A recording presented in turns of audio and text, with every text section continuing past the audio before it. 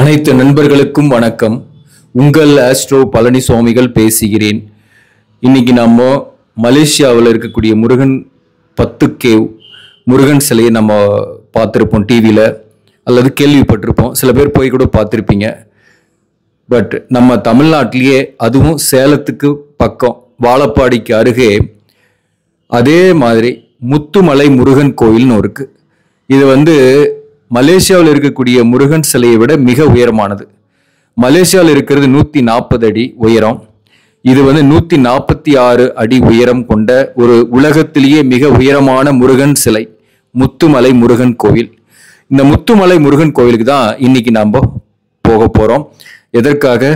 கண்டிப்பாக மன அமைதிக்காக. 100% ஒரு ரிலாக்ஸா மன அமைதியோட இருந்துட்டு வரக்கூடிய ஒரு நாள் ட்ரிப் எதுனாக முத்துமலை முருகன் கோவிலுக்கு போயிட்டு வர்றது ரொம்ப சந்தோஷத்தை கொடுக்குது. இங்க பாத்தீங்கன்னாக்க குறிப்பா இந்த 146 அடி உயர முருகன் சிலையை தவிர்த்தும் இங்க பின்னாடியே பாத்தீங்கன்னா ஒரு சின்ன ஒரு குன்று இருக்கு.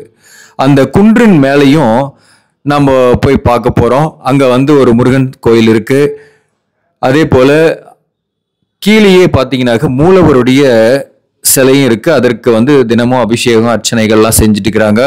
அந்த முருகனும் பார்க்கறதுக்கு ரொம்ப அழகா இருக்கு. முருகன் என்றாலே அழகு தானே. அதனால தானே முருகனை வழிபாடுவோர் முருகனுக்கு அடிமையாகவே ஆகிறார்கள். இந்த முருகன் கோயிலுக்கு போயிட்டு வரும்போது இருக்கக்கூடிய மன அமைதி வேற எந்த கோயிலுக்கு போக வரும்போது எனக்கு கிடைக்கிறது இல்லை. என்னுடைய அனுபவத்தை சொல்றேன். இதுல முக்கியமா நான் சொல்ல வர வேண்டிய விஷயம், அதாவது எல்லா ராசிக்காரர்களும் இந்த கோயிலுக்கு போகலாம். இது பரிகார ஸ்தலம் கிடையாது. இப்போ இந்த ராசி போலாமா அந்த ராசி போலாமான்னு கமெண்ட்ல கேட்பீங்க. அதுக்காக நான் சொல்லிடுறேன். இது ஒரு சஷ்டி நாட்கள்ல, சஷ்டி அல்லது உங்களுடைய ஜென்ம நட்சத்திர நாட்கள்ல போகலாம். முருகனுக்கு உகந்த நாள் செவ்வாய்க்கிழமை. இந்த நாள்லயும் நீங்க போனா நல்ல கூட்டம் இருக்கு. அதே போல இந்த முருகனை தரிசிச்சுட்டு ரிலாக்ஸா ஒன் டே நீங்க அங்க ஸ்பெண்ட் பண்ணிட்டு வரும்போது மைண்ட் ரிலாக்ஸ் ஆகுது. பிபி கொலஸ்ட்ரால்லாம் குறையுது. ஓப்பனா சொல்ல போனாங்க கேட்டவருக்கு கேட்ட வரத்தை கொடுக்கும் அழகு முருகன். மிக அழகான முருகன் சிலை, உயரமான சிலை மட்டும் இல்லாமல் மிக அழகான முருகன் சிலை. நம்ம அந்த பஸ் ஸ்டாப் விட்டு இறங்கினோடனே ஒரு 200 மீட்டர் அளவுக்கு அப்படியே நீளமான ஒரு சாலையில நடந்து நேர போகும்போது அந்த முருகன் அழகா தெரியுது பாருங்க. மிக உயரமான அழகு முருகனை நீங்க தரிசிச்சுட்டே இங்கிருந்தே வணங்கிக்கிட்டே நீங்க நடந்து போறீங்க. அதுக்கப்புறம் கோயிலுக்குள்ளார போகிறதுக்கு இந்த மாதிரி ஒரு சந்தில, அதாவது கிழக்கு வாசல் போகிற வழியில கடைகள்லாம் இருக்கும். இங்க ரொம்ப ஃபேமஸ் பார்த்தீங்கன்னா பொரி உண்டை. ஒரு பாக்கெட் 30 ரூபா. அதில் 6 பொரி உண்டை இருக்கு.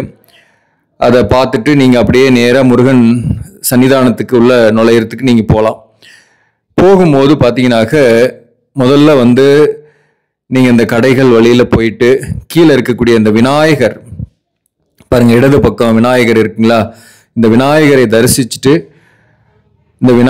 தரிசிச்சுட்டு அப்படியே இந்த படிகளில் போகும்போது பாத பூஜை, முருகனுக்கு பாத பூஜை செய்து விட்டு பாதத்தை தொட்டு வணங்கி விட்டு இந்த உயரமான அழகு முருகனை தரிசிச்சு நம்ம கேட்டதை கொடுக்கும் அந்த முருகனிடம் வேண்டுதல்களை வைத்து விட்டு மூலவரை தரிசிக்க அப்படியே கீழே இறங்கி, அது படிக்கட்டுல போயிட்டு இறங்கி கீழே இறங்குற படிக்கட்டு பாருங்க, ஒருத்தர் இறங்கிட்டு வராரு.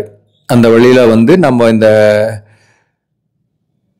வலதுபுறமாக இருக்கக்கூடிய அந்த சன்னிதான மூலவர், அந்த கோபுரம் தெரியுது பாருங்க, அதுதான் மூலவர் இருக்கக்கூடிய சன்னிதானம்.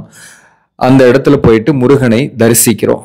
இப்ப பாருங்க, இப்ப விநாயகரை வழிபாடு செஞ்சுட்டு அப்படியே நேரம் மேல வராங்க. மேல இந்த பாத பூஜை, முருகனுடைய பாதத்திற்கு பூஜை செய்து விட்டு அல்லது தொட்டு வணங்கி விட்டு அப்படியே நம்ம போகும்போது, அதாவது முக்கியமா இங்க நம்ம கொஞ்சம் மைண்டை ரிலாக்ஸ் பண்ணி அமைதியா அந்த முருகனோட பேசும்போது மனசு விட்டு எந்த விதமான எதிர்பார்ப்பும் இல்லாமல் மனதில் இருக்கக்கூடிய சோகத்தை அந்த இறைவனிடம் சொல்லும்போது அதற்கான சொல்யூஷன் கிடைக்கிறது.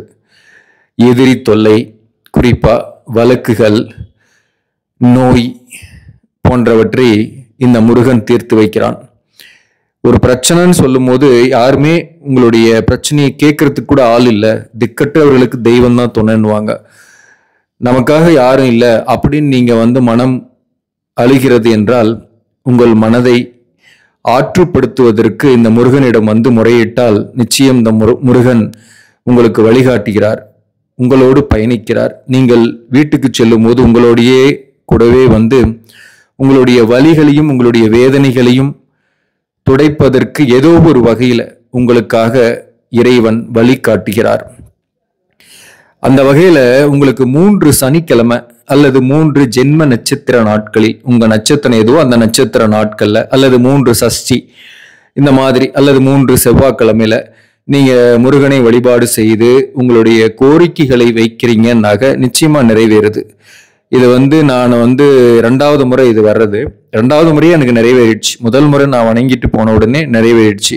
பாருங்க, கோயிலுக்குள்ளாரே கடைகள்லாம் இருக்கு, சாப்பாடு எல்லாமே அவைலபிளா இருக்கு, அன்னதானமும் உள்ள வந்து போடுறாங்க.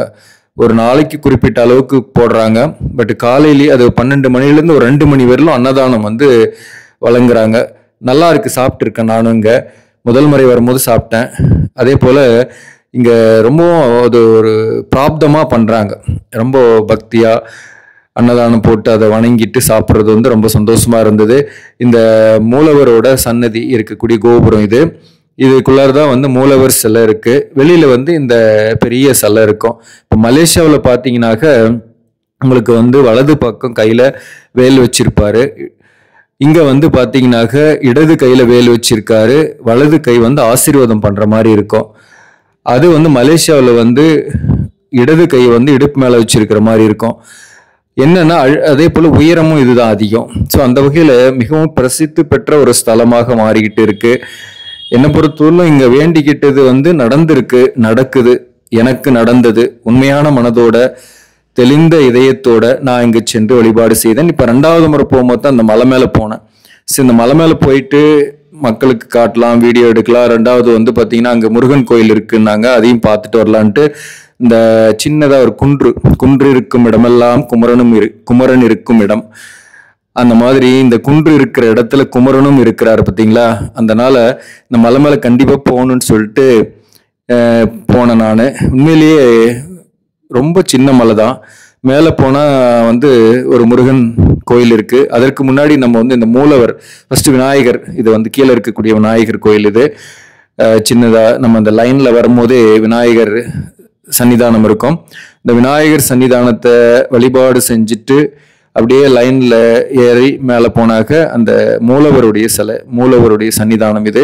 இந்த மூலவரை தரிசிச்சுட்டு வெற்றிவேல் முருகனுக்கு அரோகரான்னு சொல்லிட்டு மலை ஏற ஆரம்பிச்சேன்.